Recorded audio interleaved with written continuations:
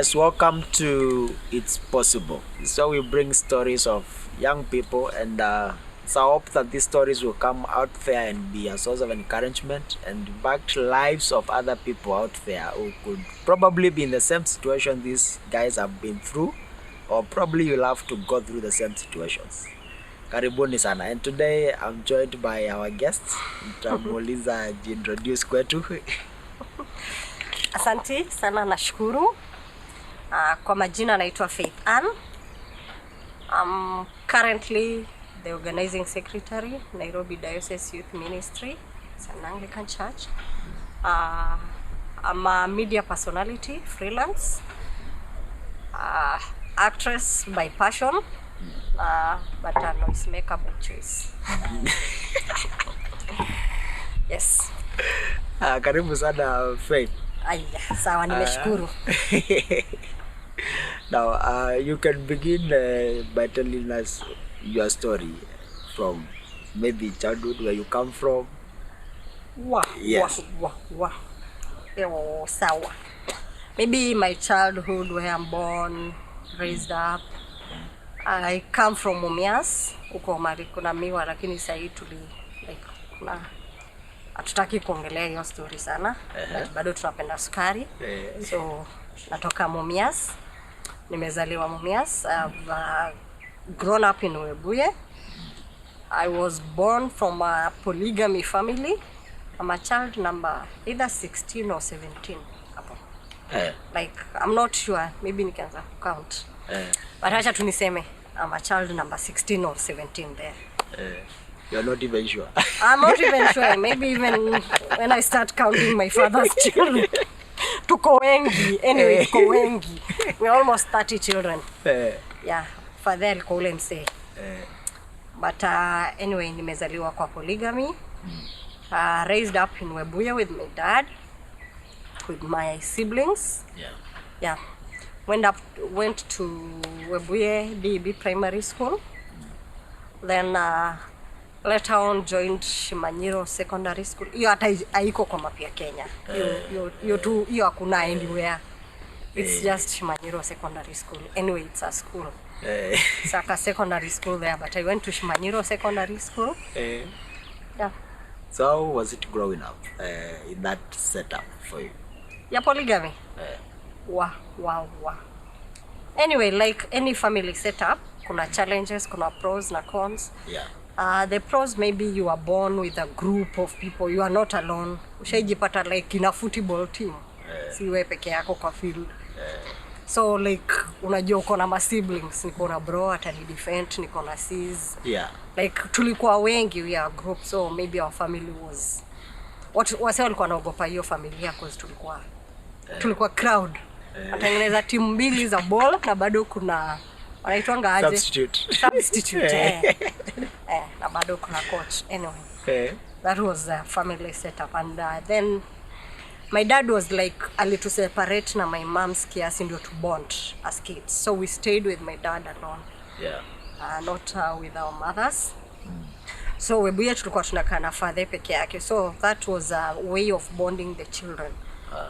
Because he believed tukiishi na yeye tutakuwa na hiyo unity from different mothers but the same dad, so we had that unity as a family. But in a certain way it had some challenges kiasi, like decision making. Unaona? Mkiingia form 1 watoto 6. So father anaanza kusema wewe itabidi ungoje, we aende, we afanye hii. Maybe for instance I was supposed to go to a national school. Yeah. But sasa fee haingekuwa, so father anaanza ku juggle where can you go next. Yeah. I never knew Shimanyiro existed. Out of nowhere nikajipata huko. So you see, you have to go to a local school which maybe ulipita KCPE uki expect to get a good chance. Yeah. But because there's those challenges, mko wengi, father ana strive to make sure mmesoma wote, una end up unajipata in that village school. But it's not a village school, we performed. By the way tulipita. So nikiwa hapo, partly maybe nikaenda kusoma again. I was in Shimanyiro, but at certain time nikaenda some boys school, which was karibu na home. Yeah. Like maybe in Kenya I'm the only lady who went to a boys school, but it was for tuition purposes. For tuition. Like unasoma huku shule zikifunga una join boys. So you are only girl kwa maybe 400 boys or 200 boys in a class. But it was fun. Like they protected me, kuna kale ka sisterhood. Kutu kwa hiyo shule umekaa tu hapo na umesurround watu na maboys. Yeah. But anyway, that is my life. My high school nikaenda hapo. Then I came to Nairobi. After high school? After high school, I faced up some challenges. Someone tried to kill me twice. To kill you? So, yes, nikiwa home, I went in a coma twice. Like I was teaching a certain, unajuanga ukimaliza shule, kuna venye unakuanga ka teacher kwa shule tu zile za home. So kuna time nikatoka shule, I collapsed on the road, I went into a coma. Kapelekwa OC, nika recover from the coma the next day. I went back home, went into a second coma. So I decided to run away from home. You said somebody tried to kill you. Okay. Shoot? Someone tried to kill me indirectly. Okay, it can only come better if I speak it in lawyer. Anyway, yeah, like unamaanisha ile boshale ya uchawi ama mimi nalawa vibaya? Hiyo boshale. Hiyo sasa. Uko bado yuko? Hata kwa Biblia iko. Tuliambiwa iko. Anyway, something happened that I almost died. Like nilirashiwa OC twice when I was in a coma, so it was unajua una try kujifahamu, you don't know yourself, you are only nilimaliza nikiwa kadonyere 16 years. Yeah. And then I don't know the way forward. Here I'm trying to struggle, nime escape death twice. So okay, wasi daktari alisema shida ni nini? Okay. Kitu fani ni nilienda into a coma. Yeah. So nikienda into a coma, your story ni refu. Nikienda into a coma, hizo siku by the way hakukuwa na stories za magari nini, ukipata msee ako na gari kwa kijiji ni mmoja. So inabidi bike ndio inafanya kazi. From my part ni bike ina work. Si pikipiki, baiskeli. So wanafunga kuna kiti ya vijiti inaitwa makanjo. Wafunga hiyo kiti kwa bike, unakalishwa hapo, upelekwe hosi. So my mom, because my mom tried to explain to me what happened later. Yeah. So my mom akanirush hosi with the family, my dad. Yeye alikuwa na cycle hiyo bike. Wakanikimbiza wakacycle bike like wakanikimbiza the nearest hospital. Then the funny thing, kufika hosi, daktari akamwambia nimepass. So Maria akamwambia okay, you are dead. I'm dead. So I died once. So not once, twice or thrice. Anyway, tutarudia hiyo story. So hiyo ilikuwa kifo ya kwanza. Daktari akamwambia huyu madhe ameenda. Story imeisha. My mama akamwambia okay, sawa, siwezi kataa ameenda but ni mtoto wangu. Wewe nipe time nikae naye mpaka morning ndio tupate time ya kupeleka mochari. So just try to do something then in the morning and take her to the mochari. So daktari akaweka drip na kaenda kalala. So madhe akamka usiku akaona nimeshtuka, like akaona nimetingika kiasi. She said alienda akanok kwa daktari akamwambia my daughter ameshake. Daktari akarudi akachange drip akaenda. So in the morning akakuja akapata like nimeanza kupata fahamu. By midday I was very much okay. Resurrected. Nimefufuka kabisa. Ni God tu atukuonana. Serious Nikafufuka. Daktari akaniambia huyu ako sawa. My dad came, paid. I was supposed to be discharged. Nirudi home. The same day, the next day, because nilipata fahamu nao vizuri the next day. I'm okay mpaka naamka nauliza where am I? Wakanitoa hosi wakanirudisha home. Home ikafika around like saa 1 usiku I went into the next coma. Tena. Zilifuatana hivyo. So that time nikitolewa saa unakumbuka hiyo story ya bike because lazima kukuwe na bike. Nikafika karibu na church ya home. Then someone, according to my mom's story, someone akadishika akasema she's gone. Then they started mourning. In our place we mourn. Yeah. Wakapiga manduru nini, so principal wa that school akasikia. Is now an MCA. Akasikia, akatoka na pickup yake, nikarushwa kwa pickup nyuma, nikapelekwa to the General Hospital. Yeah. So madhe anasema niliamka around saa 9 ya usiku saa 10 nikilia njaa. So ilibidi aibe chakula ya next patient because unajua ametoka home hivyo bila food nini na slippers. Time huyo mgonjwa mwingine amelala, akafungua kabati yake akaiba food. Kakupatia. Kanipea. Asubuhi kafika, they had to buy food warudishie huyo patient. So the next day again I was okay. Very much okay. So madhe akaona akanaona kakienda. So they had to do something. Yeah. So I liaised with my friend in Nairobi wanitafutie job wale wa high school nini. But the only option nilikuwa nayo ni kwenda Korokocho. Wait a little bit before you come to Nairobi. No, this time daktari alifanya check up. Yeah, what is check. Nothing is wrong with me. I'm okay. You're okay? I'm very much okay. But you are dying and resurrecting. I'm dying and resurrecting. Unaona? Kanaenda kanarudi, kanaenda kanarudi. What? So it happened twice. Yeah. Then madhe akaona like kanaenda kupotea. If I'm not careful, I'm going to lose her. So nikasafirishwa kukuja Nairobi, nikaenda Korokocho kwa sister ya mama, my mom's sister. She was staying in Korokocho. So at Korokocho, kulikuwa na hizo nyumba za matope. I think we were paying 200 per month rent. So hiyo nyumba it can only accommodate her na familia yake. Wengine ni AOB. Any other business. Na nimetoka nyumbani nimekuja. That is the only relative nimekuja Nairobi. Ndio najua tu. So I joined her. Then akaniombea space kwa jirani nilale huko. Kwa siwezi lala hapo. Haiwezi toshea yeye na watoto wake. Ana mimi nimejiongeza na ako na bwana na ako na watoto. So she had to request the neighbor kama naweza lala na msichana wake kwake. So that was it. Kaingia Nairobi. Kaingia maisha ya Korokocho. So maisha ya Korokocho ni like inaisha miezi 3 amejalipa rent, landlord anataka kufunga, unajaribu kufungiwa nyumba ya matope. Nasema hapana, tutaboma nyumba hiyo rent iishe. Mna negotiate. Unaweka matope kwa nyumba wa cancel rent. Anyway, it was a bit challenging but I loved that life. Like my father was able. He was able but kulikuwa na tricky part hapo after high school. So nimekwambia tuko wengi. So kila mtu yeye anafaa kwenda kole. So I can't, nimepita yes but I needed to do clinical medicine. But siwezi pata hiyo chance.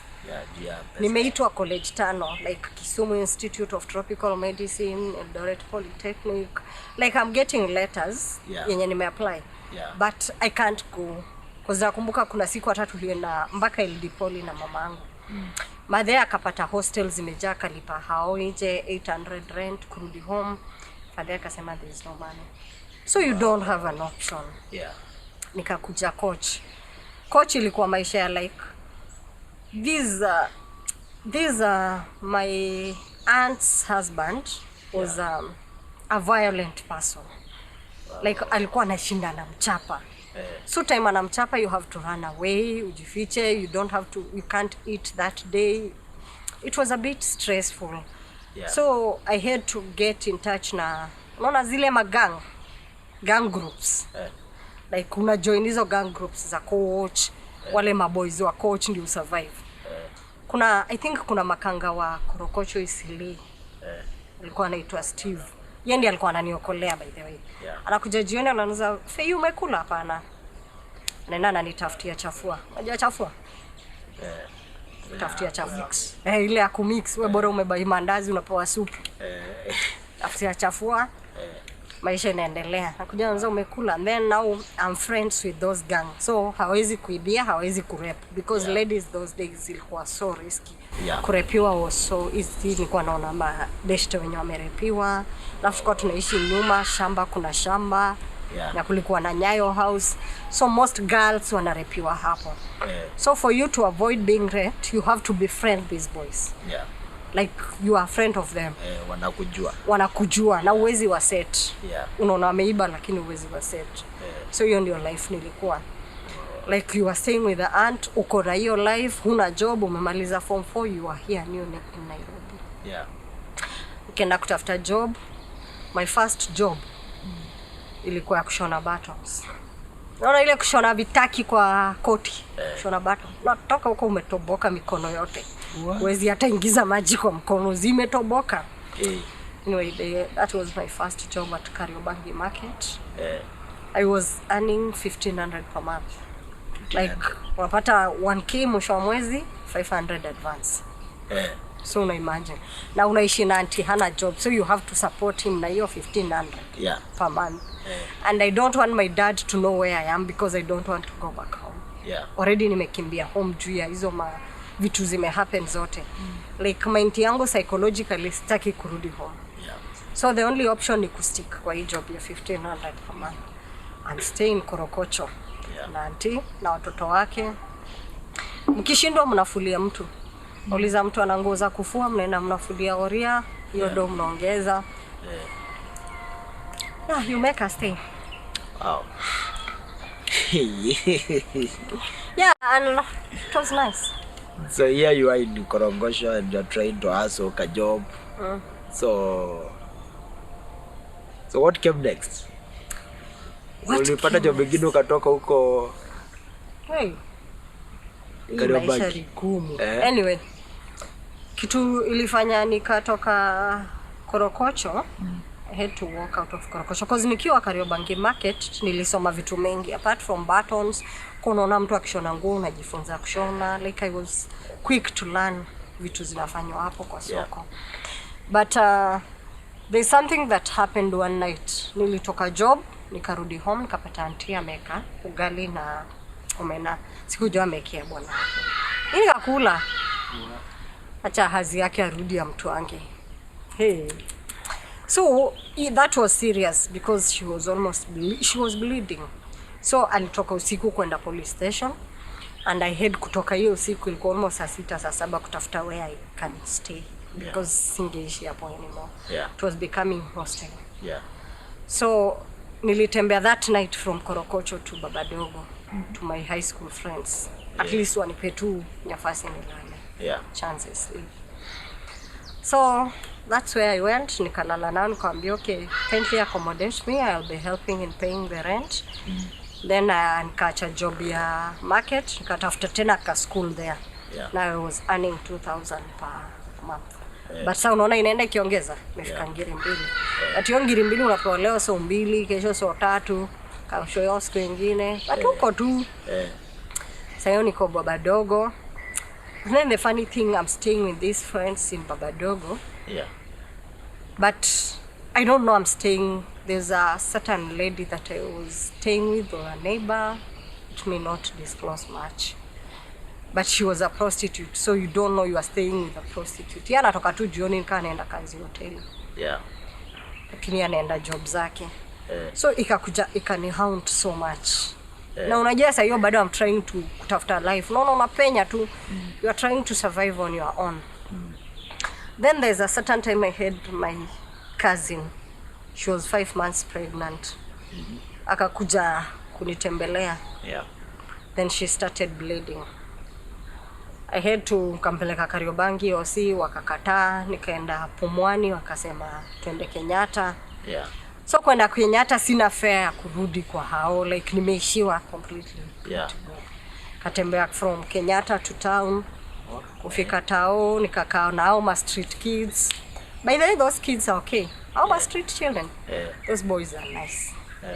Tulikaa nao stage mpaka ikafika fare ikarudi Mbao, wakanipea Mbao. Na mtaa. Na tumekaa tu nao hapo. Globe kulikuwa na hiyo Globe roundabout. Wakanipea Mbao nikaenda kwa hao. So from that day I started asking myself like what next.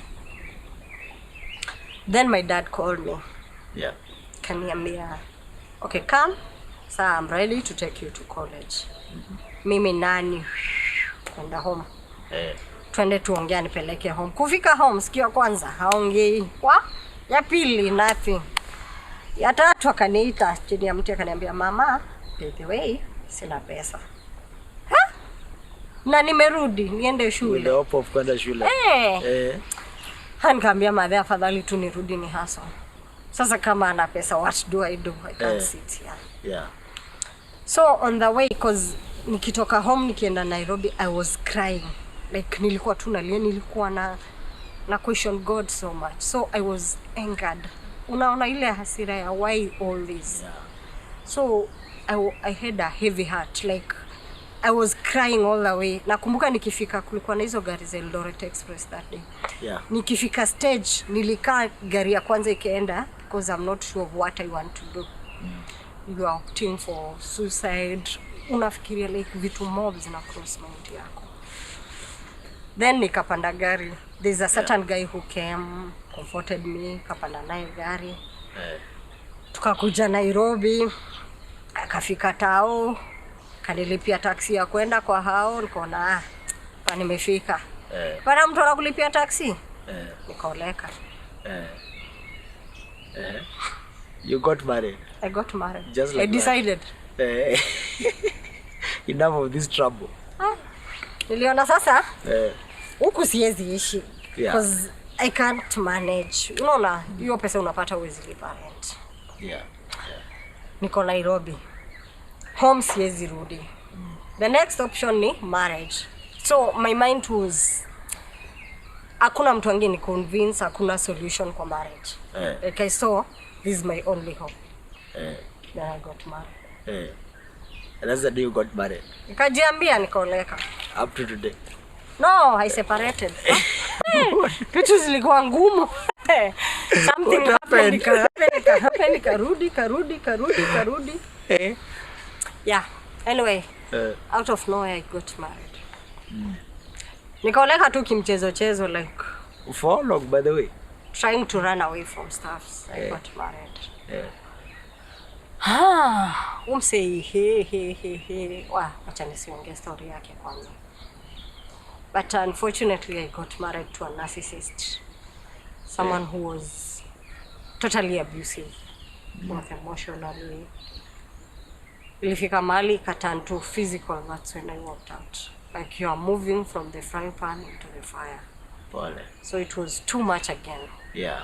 But what I can advise the young people, please take time to know someone before you move in. Because I moved in, I came to know the guy that day. Within a week, that guy alikuwa ametafuta kwetu, ameenda, so I'm wondering, mbona anakimbia that fast, you see? Yeah. But I'm so blind to see why he's moving that fast. I'm in home, I'm on parents. Yeah. Like I'm convinced now this is the right guy. So I moved in and got married. At first it was okay because hakuna marriage inakuanga mbaya mwanzo. Everything was fine. Then a certain time ikakuwa emotional, like you can't leave the house. You need to be strictly in the house. Ukitoka ni yeye, unatoka na yeye. Nikakaa, then kukakuwa na hizo emotional trauma, nini, stress. And then I had my first child, kapas. Because there is no pressure, because I can't handle. I'm still blaming God. Nona, sayo, I'm still blaming God. Yes, nimejoin church yao. I'm a leader in their church. I'm the secretary of the church. But I'm still blaming God. Why all this? Why is it happening? This time he was going to church, the guy. The guy was going to church. I was going to church. I joined their church. I was the secretary of their church. But the guy was traveling a lot. And he was so emotional. Ni mtu ange travel for 2 weeks na kuacha na 50 bob kwa hao. So your 50 bob ni wewe na Mungu wako na hiyo wiki mbili. You have to manage it. Hakuna kitu kingine kwa nyumba? Hakuna kitu kingine. Hiyo 50 bob. Yeah, I remember before Jesus. Before my daughter passed. I think nilikuwa stress. Nilikuwa nimetoka home, nikapata kibarua ya kuosha barabara. Ushiosha barabara? Kuosha barabara na maji. There's a certain university ilikuwa ina graduate, so tumeitwa kuosha. Unaona venye Uhuru alienda Kisumu? Kakuwa ni kuosha barabara. Sasa sisi tulikuwa tunaosha barabara na maji na sabuni. Nasugua. Then you are uko na so much, like you are depressed. Actually you are into depression. So I was really, unajua, as long as a mother is trained, the child will be strained automatically. Yeah. As long as you are stressed, that child will be stressed. Yeah. So I've really got into a situation that mtoi alikuwa stressed. I was depressed, mtoi alikuwa depressed. That's how I lost my daughter. Well. But we went married, then I came back and I told my mom, no, my life needs a change. I think nikiendelea hivi sioni kwenye naenda. It just needs a change because nilikuwa na feel na unajua uko kwa emotionally abusive marriage, but hakuna mtu atakuconvince uko into an abusive marriage. Unaona hivyo ndio kunafaa kukue. You see, like if your husband tells you to sit here, you need to sit there and wait. Like that's how I've been brought up. A woman needs to like, be submissive. Yeah. So I was like, ukikaa hapo ni hapo. Akifika jioni ni simu yangu atashika. All through, and I'm like, okay, it's ni right yake. So after that death, it was too much. I called my mom, come here, mom, this is too much. Yeah. I think I can't handle more than this. Into a place that imefika mwisho. Like umejaribu hata kujiua haukufi. So naona ni kama God hataki ukufi na anataka ukupanish. So kuna hiyo unashindwa God ana plan nini. Yeah. So nikaamua okay, I need to go back to school. Unajua sijaenda kole bado hizo miaka zote. So nikaamua no, I want to go back to school. Nikamwambia mother, mom, mimi whatever I'll do, I need to go back to school. Hata kama sio medicine. But nataka kusoma. Mother akaniambia okay, go and ask the nearest school. Fee ni how much? Na nini inahitajika? Sasa hiyo kuna job mother alikuwa mpata home. Kenda nikauliza the nearest college, nikaambiwa registration na nini. Then my mom could only pay registration na kaishiwa. So I'm like, oh, niko tu. But nikamwambia my mom, whatever happens, I have to go to school. She called a harambe, harambe ili raise sijui. It never raised anything. Like wale friends wote wali invite to come make cards. Still raise 1600 na ilikuwa pesa ngapi? Harambe. Sasa umejikaza. Anyway, it happened. I came, sat down with this guy nikamwambia just so ni ule guy hataki usome, but I'm convinced namwambia nikisoma maisha yetu itakuwa poa. Acha tuendelee shule. Then my mama akamwongelesha, so it was like wasaidiane na my mom nisome. Wakasaidiana nikaingia shule. But now it was not easy. Kirudi kutoka ikifika jioni, that guy akoget amekukujia shule. You don't have to talk to anyone in that school. Amefika gate, amekuchukua, amekufikisha kwa hao. Akikufikisha kwa hao ndio aende shughuli zake. As long as ameona umetoka shule uko kwa nyumba. So it happened that way. Kuna time mpaka alikuwa akifika akinifikisha kwa hao anatoka na simu yangu. Anatoka na phone, like he needs to know umeongea na nani mchana, umefanya nini. That's when I went for a mass communication class, journalism and mass communication. So kuna time alitoka na simu yangu. There's a certain type of phone. Your phone ilikuwa imespoil. Ilikuwa inajireceive yenyewe ukicall. So inafika saa 2 saa 3 unashindwa kwa wapi. Nikaenda kwa neighbor nikamwambia mama bro, sisidie simu niulize mse yako. Kupiga. Kumbe the guy ameenda out na my college mate. Like yeye alikuwa anakuja atafute namba za ladies kwa phone wa hook up. That happened. What? So you are in that marriage, but you have to vumilia some things. Unaambiwa man is polygamous, a woman is monogamous. Okay. That's serious. So ikafika time, my last term in school, the last semester.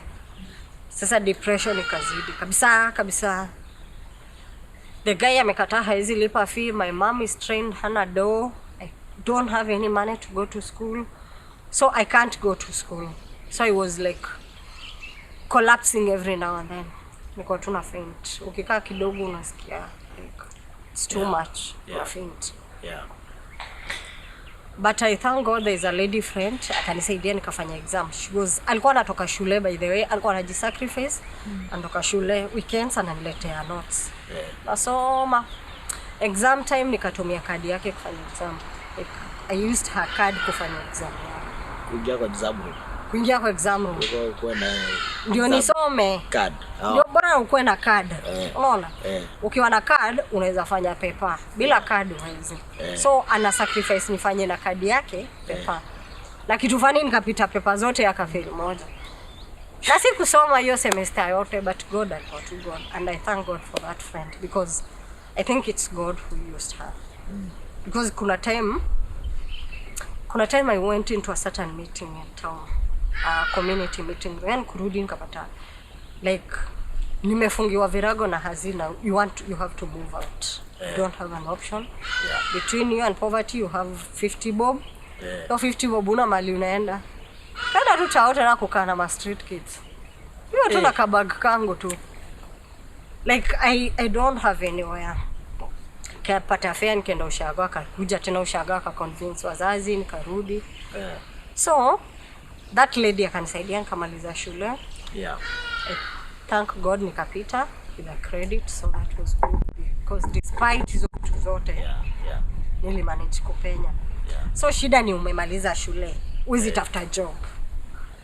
Cause you mse haizi kubali utoke kwa hauna tafuta attachment ama job. So hakuna.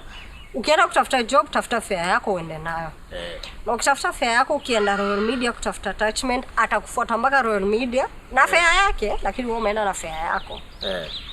Unarudi unafika town umekosa fare, umekaa Uhuru Park. Yeye pia atakuja Uhuru Park akae some distance, like he's monitoring you but he can't like step in. Kama detective. By the way, I was married to a CID. Alikuwa like a CID ni venye tu CID. Anyway, yeah. It happened that way. Niliquit when it turned from emotional to physical. So time alianza kunigonga niliquit. Because there's a certain time I assisted a lady friend. There's a lady friend alikuwa amepoteza simu town. So nikasaidia msichana tukaenda police station nini. Time ya kuingia kwa wawili kwa 7. Hiyo siku nikachelewa kangi. Nipata mseme jambo. Nilitwangwa sema kutwangwa. Nilitwangwa na sasa hiyo niko na mtoto na I had my second mom. Niko na mtoi boy, nimebeba mtoi na chapwa, mtoi is crying. So I felt like this is too much. That is the day I moved out. Just told myself no, I have to find my way out. Until now I don't regret. My son is 8 years, he's a big boy. I'm very happy. So I moved out. So this time you had not found a job, but you are still somewhere in a Okay. First of all, by the way, I think despite the challenges I've faced in life, there's a way unasemanga you are favored. Like God anakufavor. Ushaona like kuna wale watu tu God huwapea favor. Like God creates a way out of nowhere. God makes a way out of nothing. Like he just makes a path. Because nikiwa kwa hiyo marriage, I got a job ya research. Na job ya research ile ya kufanyia wasee. Inaitwa tu research, unafanyia wasee exams online.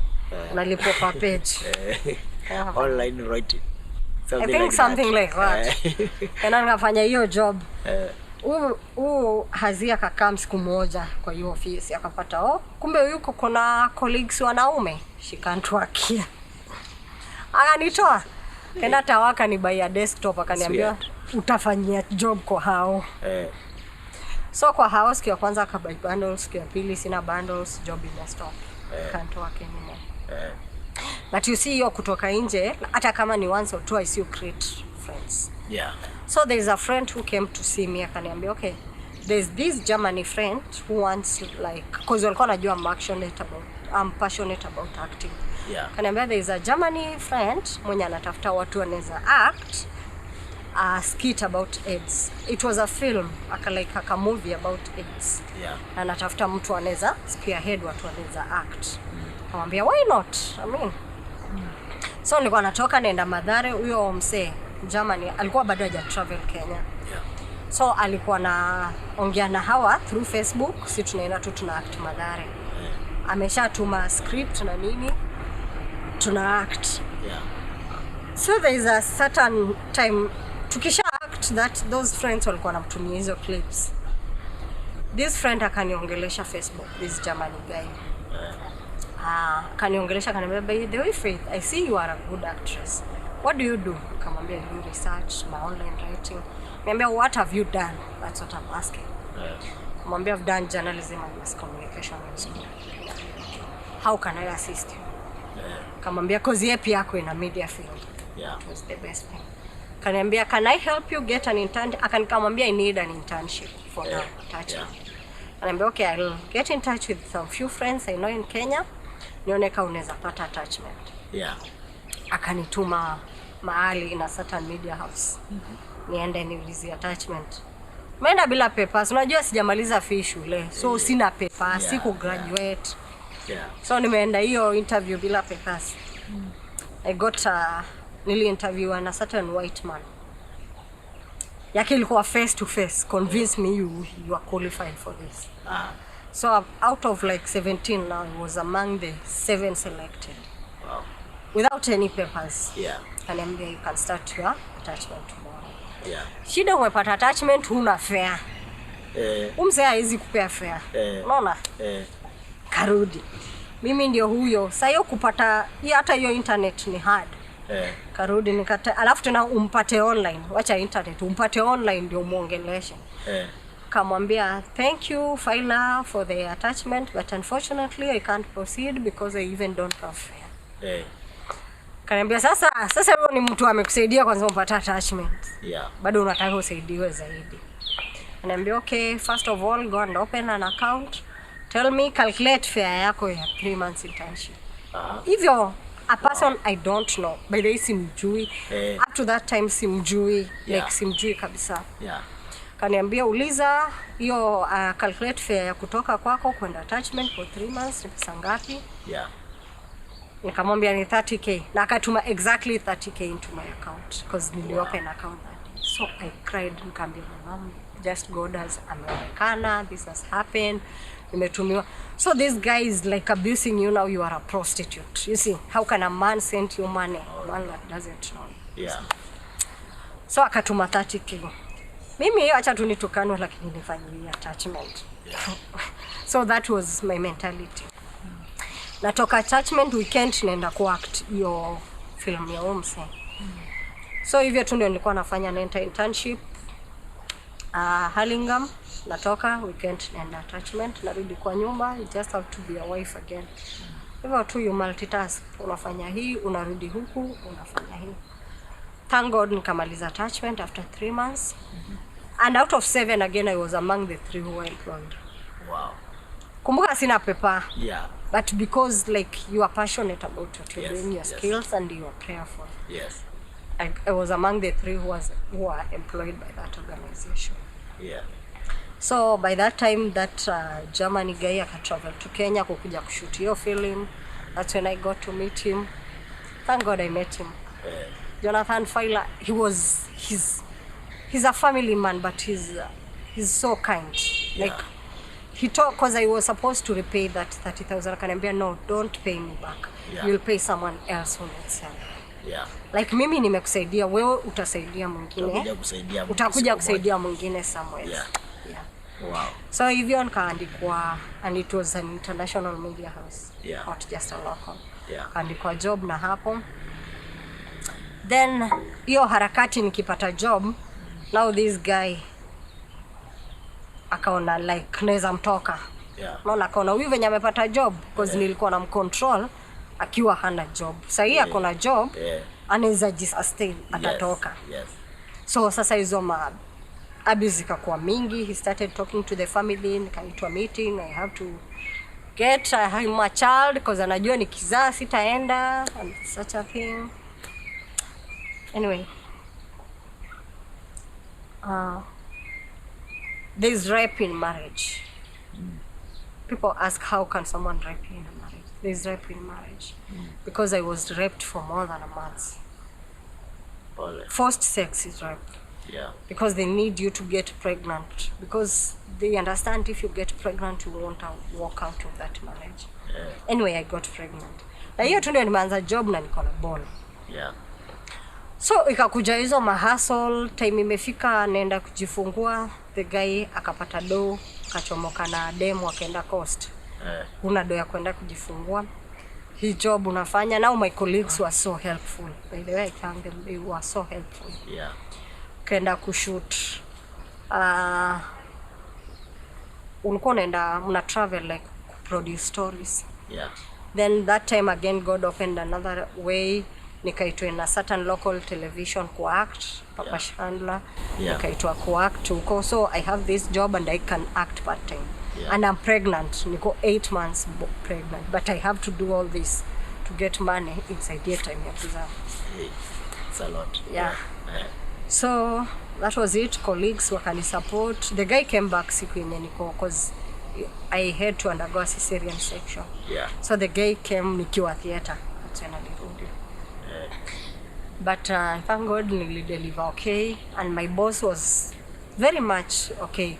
Because the bill ya OC ilikuwa so much. Ilikuwa almost hata ikuwa more 40 something or 50 something k. And then jamaa akakuja kaniambia, "Mbona ukwenda kwa hospitali ya serikali?" Like uze bure ama cheaply. So nikamwambia okay, because I knew the baby was big. And the doctor advised me this is a CS. And the doctors walikuwa wamestrike. So sikuwa na option. Kama don't worry. So I had to talk to my employer. Akanilipa 3 months zile za leave in advance. Na akatuma contract ni sign agreement. That I'm taking this salary to pay my hospital bill. I won't be paid for 3 months. Ndio ni manage kutoka hosi. So because ya hiyo pressure ya time ya kuzaa nikitoka hosi. Nikaenda into a depression, nikaanza kubleed continuously. Wow. So it happened. Karudi tena hosi. Kaka for 5 days without my child. Because I can't siko in a position ya kukaa na Then nikarudi home after 5 days. So that was it from my first job. After the 3 months leave, I went back to work. But because job na bado na act, Papa Chandler, then there was a certain time, there's a program we were delivering in a certain international again media house every Thursday. And I was the only one who knew how to deliver that program, a certain guy. So there's a certain day nilifaa kudeliver hiyo program to that media house. Hiyo day ka happen, I was sick. I was supposed to go to hospital. So nikaomba ruhusa nikaenda hosi. Hiyo show ilikuwa delivered.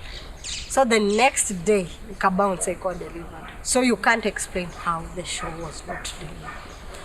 Na ni show ina run international, na haijaenda na haijarun. So show inafaa iangukie mtu. And I got sacked. Sasa umefutwa job. Mali mnaishi mmefungiwa hao, auctioneers wamekuja kubeba vitu, jamaa hajalipa rent. Huna fare kwenda hao. So kuna mtu alinipea tu present ile yenye mtu anamwambia hii utabaia mtoi machungwa after kufutwa. There's a certain lady. Aliniambia hii utabaia mtoi machungwa. Hiyo ndio fare ilikuwa kwenda home. So unafika hao unapata kuna vitu auctioneers wamebeba. Na nimepoteza job. So umefutwa job, uko home, huna No, nothing. Nothing. Hivyo. Uko in an empty house and you have a kid. Back to square zero. Tuachie hapo, tutaendelea next time.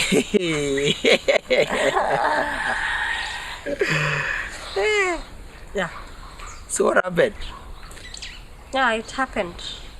Like umefutwa, umefungiwa hao, una way, umekuja, now nimerudi, I have kwanza to hustle hao ifunguliwe.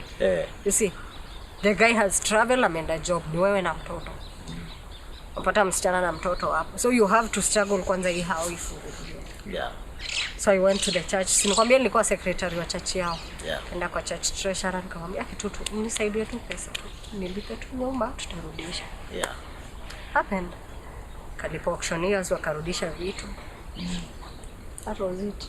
So huna job ko hapo. Yeah. Kenda hivyo. Then this media house that I was media house nilikuwa napeleka hii program. The boss wanted to know why I was sacked from the other media house. So he wrote me a mail to explain why I was sacked. So nikamexplainia, nikamwambia what happened. I went to see a dentist because nilikuwa na shida ya meno. Yeah. I got late kurudi kupeleka show, it was already late, they were not there. I was open and told him what happened. Yeah. Then that was it. They gave me a chance. Now the other media house. So from this media house A, where you are earning 11,000, to media house B, where you are earning 100K. Wow. That is God. Wow. And that is God. Yeah. Yeah. Here you are now. God opens a door for you. You land another job. Yes. Sasa nika land job. Yeah. 80 to 100K, almost 122. Unaona hapo umeomoka Kabisa. Baenda ukiendanga. But bado kulikuwa na insecurity na umse. Despite everything kulikuwa na hiyo insecurity, like unajua it was a media institution. You know, with the media, you don't anticipate what time you will get home. Kukilipuka mahali, you have to make sure hizo stories zote zimekuwa channel. Zimeeditiwa ndio ufike kwa nyumba. You see? Yeah. And it was in a position you have to link UK in that stories. Zilikuwa stories in a channel different before ufike home. Yeah. So quarrels zikaendelea, like ukifika home late ni vita, ukifika hii ni vita. So that time, by the way, tuli separate nikiwa in that media house. Because it was a certain time, na kuna time kuna cocktails za ofisi.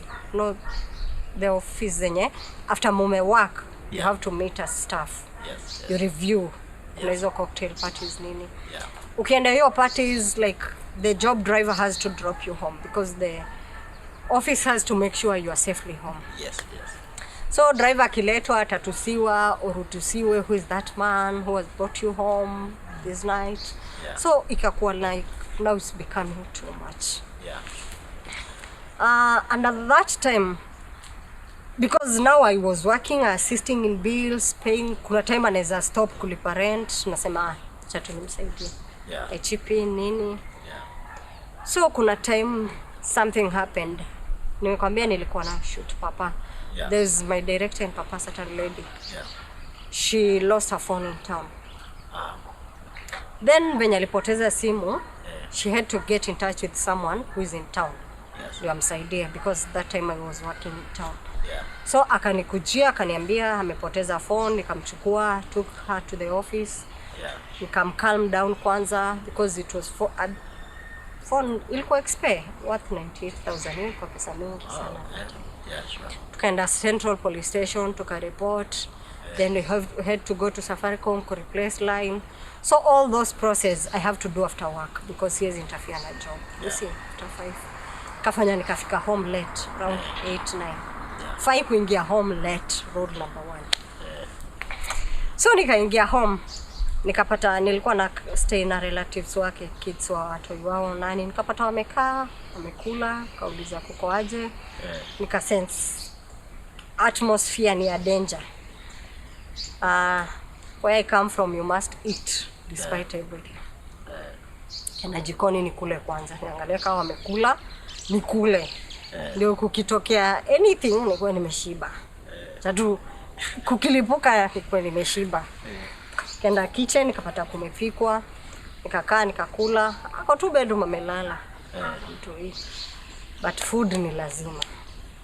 Kakula vizuri nikashiba. So ikafika time ya kwenda kurest. Now I want to go see how he is, mtoi ako aje. Hapo ndio ilileta shida. Nikaenda, like, you want to sleep, the guy doesn't want you to sleep. We have extra rooms. So I tried to go to sleep in another room, kumefungwa. I want to get a mattress nilale hapo kwa kiti hataki, like he doesn't want anything. Ufanye anything. So nikarudi nikakaa hivi bedroom. Nika notice niko kwa giza, kaamka kazima stima. Nikaita mtu mmoja nikamwambia, kuja uwakishe stima bedroom because nimekatazwa siwezi amka. Akakatazwa mtu yeye asiakishe, but now those kids tulikuwa tumezoeana, tulikuwa tumebond, tunarelate poa. Katoika akakimbia kaka switch light na kakaenda. So this guy akaamka akalock mlango. So after stima kuwaka ndio nika notice kuna kisu kwa meza. Kajua. Notice niko na hapa sasa mimi nimeenda. So akaamka. So akaanza hizo maslaps, mangumi nini. So hizo manduru, mtoia akaamka. So to the bum toto, mtoia analia, mimi nalia. The other kids are crying. So it is like we are mourning. Wote nyumba yote. But sasa amelock bedroom, hawezi ingia, wanachungulia from juu, hawezi fanya anything. Then mimi niko hapo na kuna kisu hapo. Then akachukua phone, akaipasua phone yangu because hakutaka hiyo time ni communicate na anyone because I could seek help. Could call someone. Alichukua akaniambia si ndio hii simu, katoa line. Karushwa kwa ukuta, kachukuliwa tena ikarushwa mara ya pili. Ajua hapa kuisha. So si hivyo tu, because now you start repenting. Unaanza kuambia God, okay, kama nishaikosa, unaanza ku repent dakika ya mwisho ukijua anytime tutakufa wote. Anyway, kwa watu walikuwa on the other side, there's a certain girl alikuwa at least mature, alikuwa class 8, class 6, 7 or 8. To your sister yake, she was a really good friend. Alifungua mlango, I think kitu ilimhit. Akafungua mlango ya nje, then she went to alert the neighbors like something is happening. So that time ndio huyo alitoka bedroom, akaenda lokie kule nje neighbors wasingie. So it gave me a chance to move with my kid from the bedroom to the sitting room. So wacha niuwe tukiwa sitting room, but not in the bedroom. So nikatoka bedroom, nikaenda nikakaa kwa meza. So neighbors came, wakaanza kulock, wakaanza kugonga, mtu yeye amefungiwa nje, wakashauta afungulie huyo msichana aingie. Akakuja akafungua msichana akaingia. Usiku sasa. Hiyo usiku tu. Akafungua msichana akaingia, akafunga na padlock na kaenda kalala na key.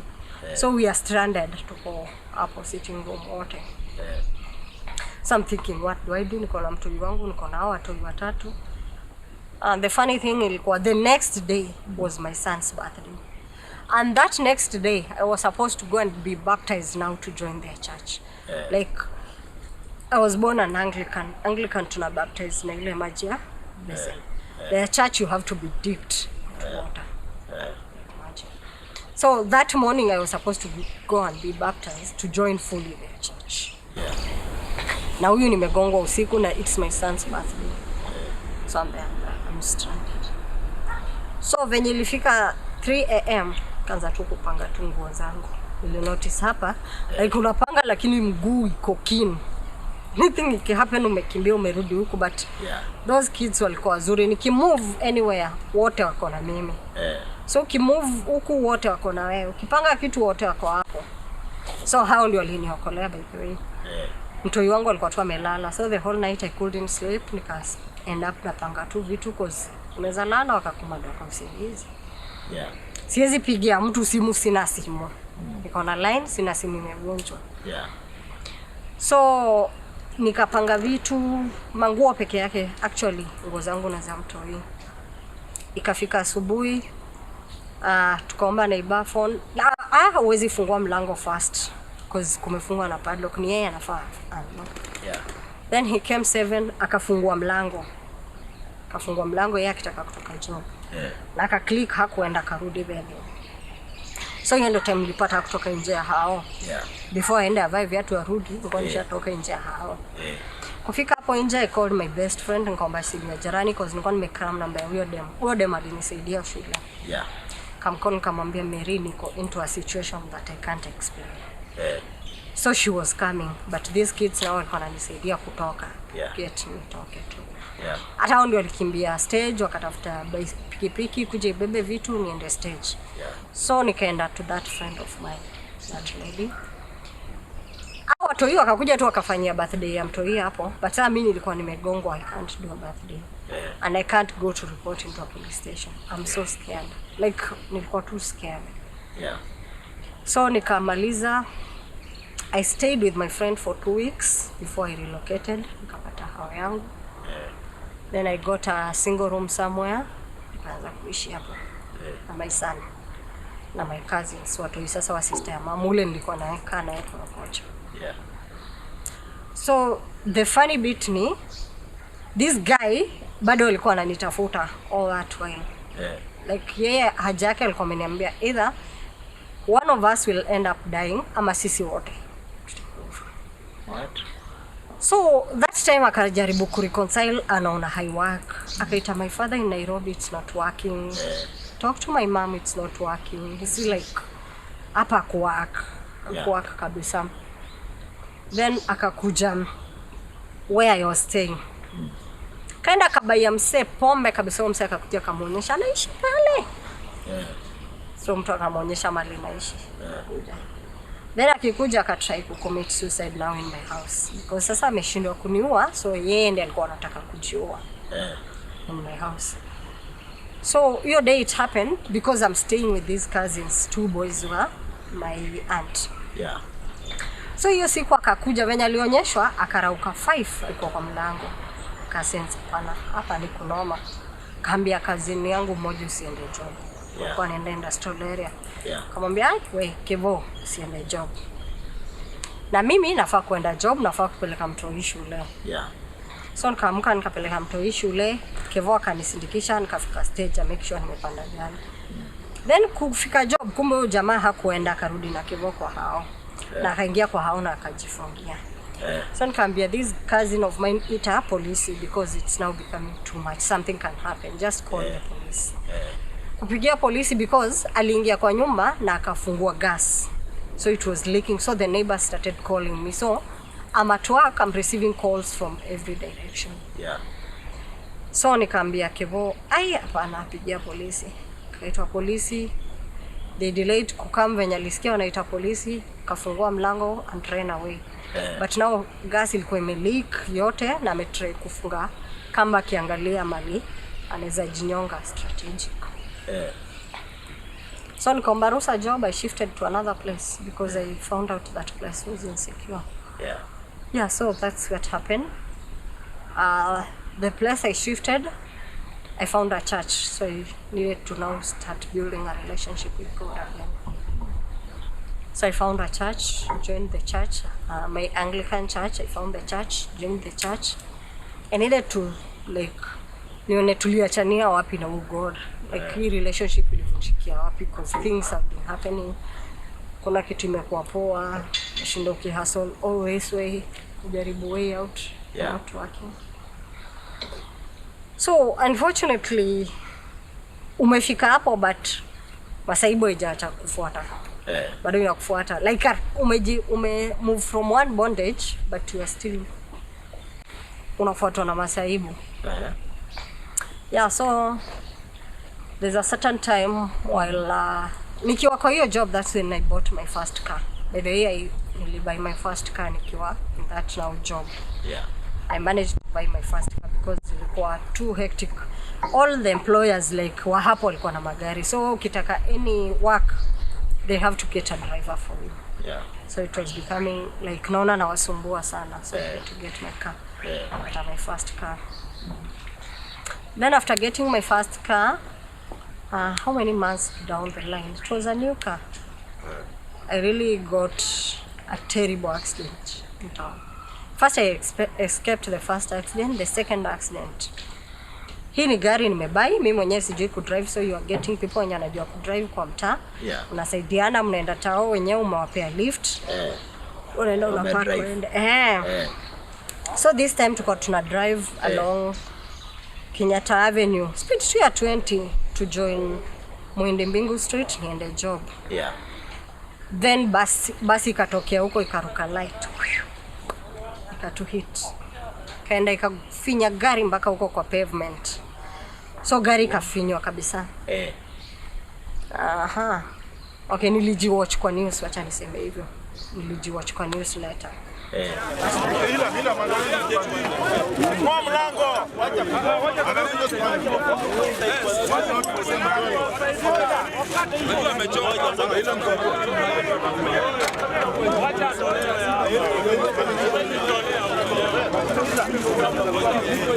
So you are asking for space on face. Hapa ataumia kwa wewe unataka kama ni gari nyingine ya mwenyewe upeleke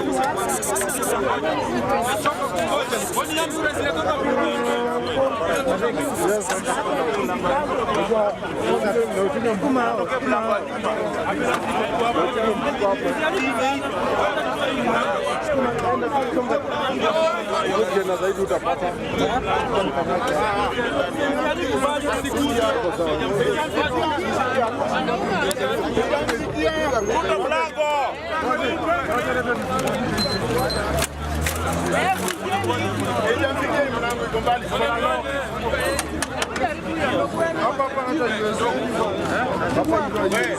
Hapa ina sikiza Franco Franco hapa nikikia nyuma atoke mlango wa nyuma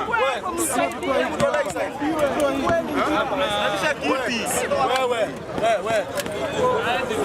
utoleni side lazima atokee hapa tena hapa sasa kwa kiasi bwana mtaka hapa mnazaa jandule za space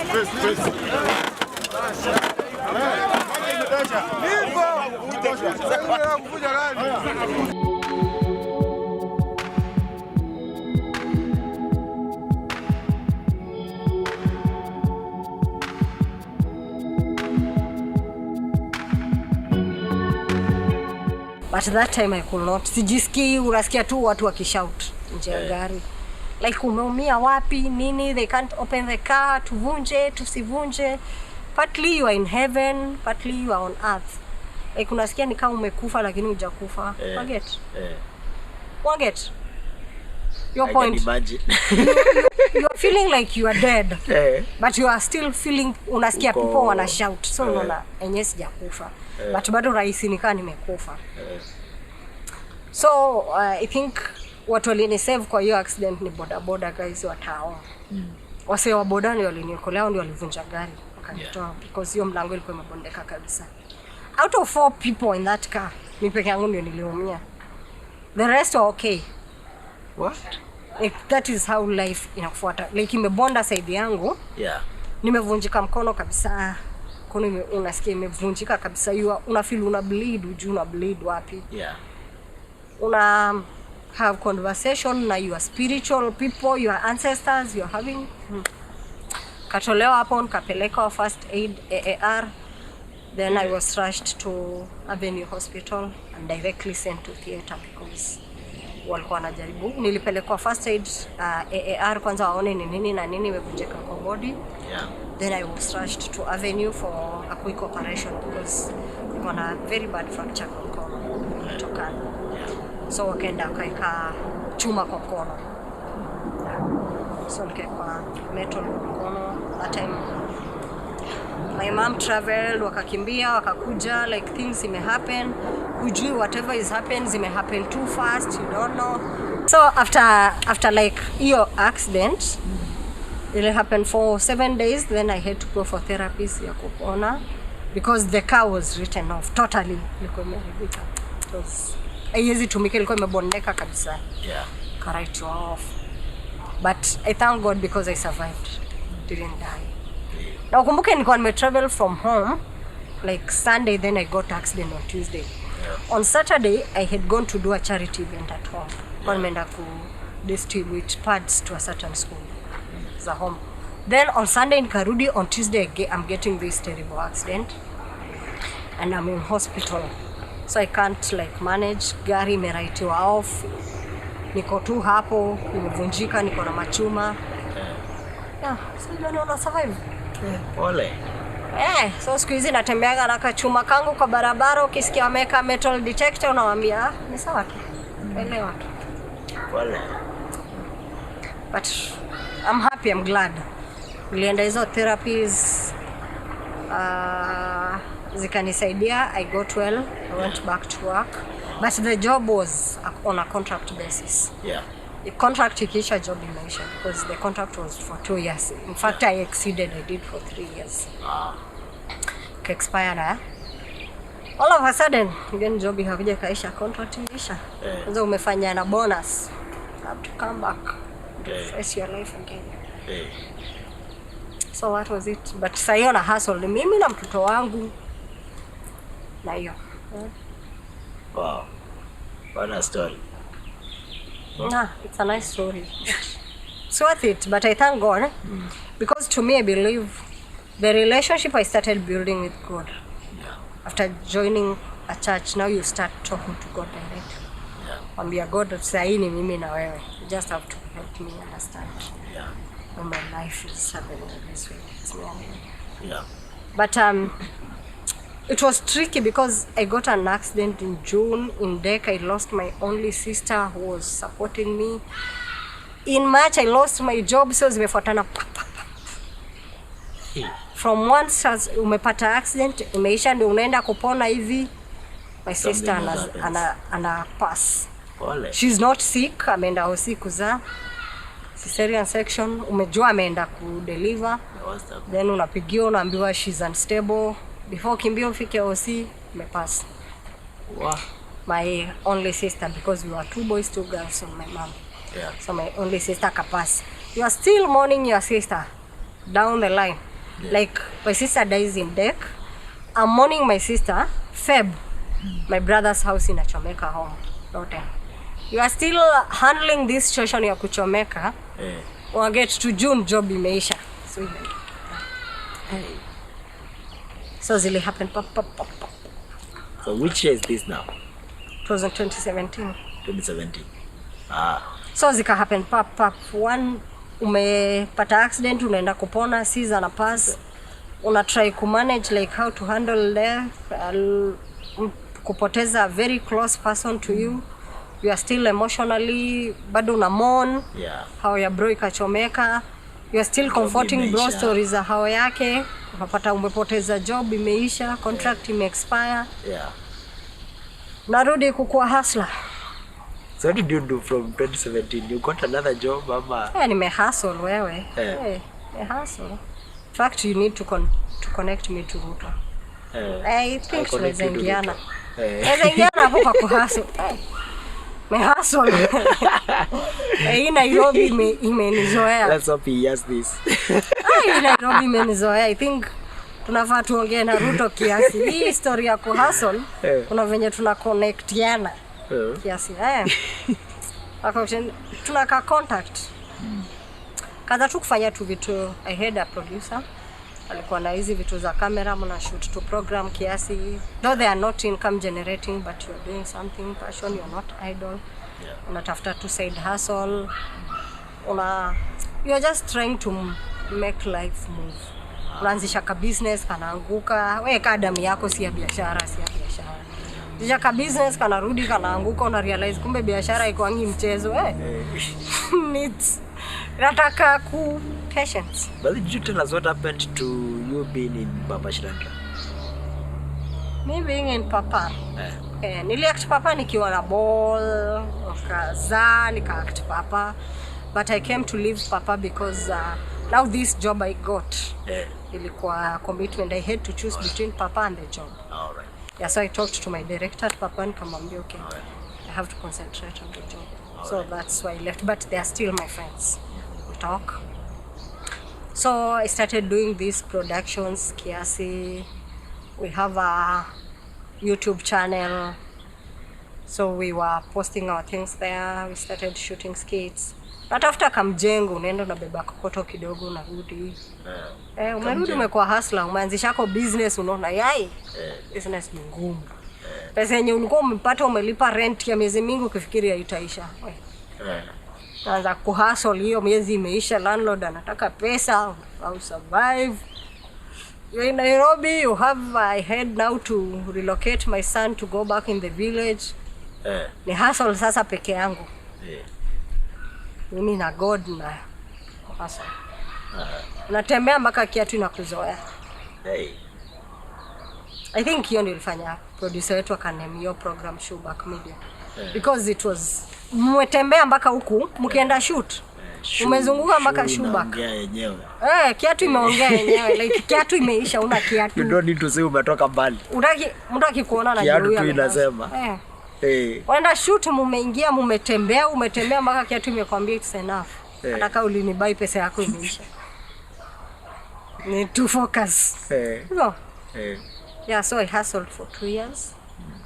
From then, 2017, 2019, 2010, 2020. Nikiwa tu hustle. I think there are some friends who stood by me. Like kuna wale mabeste hawakuniacha kabisa stand na mimi. Networking is key for any youth out there. Not just a youth, any person. Hii maisha mazee huwezi peke yako. You just have to make friends. You just have to network. You just have to be in good contact with people. It doesn't matter. God uses people to bless people. That's what I say. Kuna venye God anaweza kubless directly, but mostly God hutumia wasee kukubless. Like God hutumia wasee kukutoa. God mwenyewe hawezi kuvuruta kutoka kwa matope, but atatumia whatever it's near you. Ikutoe kwa hiyo matope. And that's the people around you. The talents amekupea, the resources amekupea. So that's 2 years. I dedicated my time to the church. Nikiwa jobless. By the way, kazi yangu ilikuwa ni saa God. Usiponipata kwa hao niko church. Nimeenda ku hustle church. Nimejaribu kufanya 1 or 2 things, unarudi. Usiponipata, I think it was a break. God was telling me it's now my time with you. Just have to bond. But friend came along. Unakuja time kume happen mpaka umeambiwa umeshathreateniwa na landlord wafungiwa hao. God anatuma tu good Samaritan anakulipia rent, unasema hai mwezi imeisha, next month itaisha. Hilo tu. Living by faith. Or live na faith. Na sayo I'm staying with someone I'm helping, not my relative. There's a certain lady I'm staying with. Uni mtu umesaidia pia yeye. She's not your relative, you're trying to help. Na hauna job. Na unamwangalia hivi na baka kuna siku mnalala njaa, unasikia amekunywa maji mingi usiku, unajiambia kesho lazima niamke ni hustle. Hiyo maji tumekunywa ni enough. But it's God. COVID ikianza 2020, that's when I got another job. When people are getting out of work, that's when I got a job again. Wow. It's good. Right now I'm out of work again. But doing my own business. I'm doing my own productions. Wow. But the journey is good. Like whatever I can say throughout the journey, it's not si uwezo wangu, si uwezo wa binadamu, but it's God. Because all those times I've escaped death, I've cheated death. Like umeescape tu hivyo, umepenya. Merudi umesurvive. Unaenda chini unapenya. Unaenda chini unapenya. But finally I'm here. I have my own business. I'm still driving, by the way. I have my second car because ile right you are off nikalipwa. I'm still driving. Still, thank God, my son is okay. And I'm still serving the God. Wow. And I like just to tell any person who will be watching this program. Hakuna time kwa life yako ni ya give up. Never. Kuna time ya give up. Ni kuanguka, kuamuka, kutoa hiyo uchafu, move. Anguka, amuka, toa hiyo uchafu, move. Like hakuna time ya kusema this is enough. Because kama ni suicide, I've attempted suicide. Haikuwa, sikukufa. Nimepata hizo accidents, sikupass. You see? But I'm still here and I'm still like, my secret is just smile. Above everything, smile. Take life easy. Kiwa ngumu, siende kwa beshte yako, enda kwa God. Msendi alikuleta hapa. Msendi anajua ni nini unapitia. Msendi ana reason. Enda kwa God. Talk to your God. Ambia God mazee, kama hii ni temptation unanipea, hii siwezani. Because anyway, the Bible tells us God hawezi kuweka kwa situation, hawezi kutoa ndani. Any situation anakuweka ndani, obvious atakupea way. Find a way out. A way out. Ambia God, sasa umeniweka. This is enough. I need a way out of this situation. And indeed he'll create a way out of that situation. Because right now I'm stable, right now I'm like nikiangalia past naona it's worth a story to tell. Yeah. But I see I still have a journey to go. Yeah. And we're glad you have shared your story with us and with the many people be watching this. Wenye wanaona siambie babangu nimekuja kuongea hii story. Because my dad is my best friend. Nimeshindwa kulienda aje. Sikwambia nimekuja kushare hii story, but I appreciate the opportunity to be in this platform. I appreciate the opportunity to inspire someone because life, by the way, God akikuweka kwa hii dunia mwenyewe ndiye anajua time ita stop. It's a journey. And what I say is like life is a book. God gives you an empty book. It's you to script that book. And it's you to decide which kind of book you want your audience to read. Because it's your life, it's your book. Every page has a story to tell. And your page ikiisha, huwezi force kuandika vitu zingine kwa your page. You have to open a new page and write a new story. Whatever you are passing through, that is a page.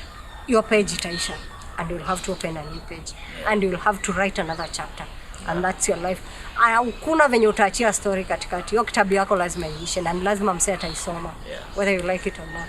Someone will read that book. Na wewe mwenyewe jiulize as an individual. Hiyo kitabu unataka msee asome. Do you want it to inspire someone? Do you want it to scare someone? Najua kuna zile movies za scary. Zile horror. Unataka life yako ikuwe horror yenye mtu akiona anasema mazi sitaki life. Ama unataka life yako ikuwe worth it. Whatever you are doing, just make sure your life is worth someone reading that book. And someone will be able to get ideas to write their book from your book. So make it worth it. Now see, danganye God. Write your story the way it is. Thank you. Thank you so much, Faith. Hey, what a story. A little girl from Mumias, she comes to the city so young, gets into an abusive marriage, no college education. But look at her. It's possible. Whatever thing or situation you are, like she said, you cannot give up. You cannot give up. Thank you for watching this, and let us know your opinions. If you have learned something this story has come out to encourage you, please let us know in the comment section down there, and God bless you.